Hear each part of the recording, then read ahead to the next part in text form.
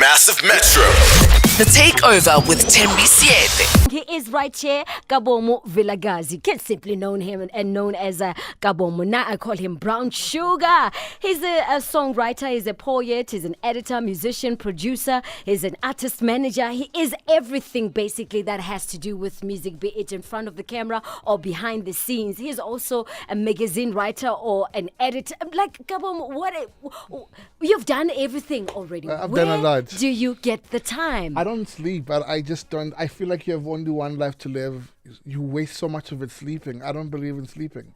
I sleep an average of 4 hours because I do about at least 3 to 4 things in a day, whether it be in film or in television or in music or in literature. You know what I mean? What amazes me is your calmness. You're so calm. And this is such a crazy world. For sure. How do you keep sane? How do you keep calm? What are the methods? What do you do? I think I learned through experience. I mean, when one of the blessings, and I always say this, I'm not saying this because you're here. One of the best things that God did for me was allow me to learn the business through somebody else. So by being on the road with you for all those years, it allowed me, by the time fame hit me or the time I was caught up in the middle of it, I already learned. Oh, you were ready for it. Yeah, exactly. I already met all the famous people, so I wasn't caught up. Yes. I already made decisions that I don't want to get caught up in drugs, or I already knew how to manage my money because I saw you do it. You know what I mean? So it was a blessing that by the time the work started coming towards me, I didn't get caught up in the storms because I already been there. Yeah. I think sometimes when young people, and I worry about young people, like when they get suddenly famous and it starts coming in, I worry about who's around them to say, Calm down.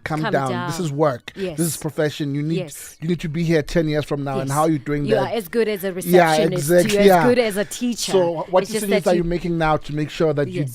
you don't fade away? You know what I mean? Yeah. Yes. So I think working with you for all those years was like really God blessing me, saying, sit there, learn as much as you can. Also like when you're in a room with famous people, something like excites you.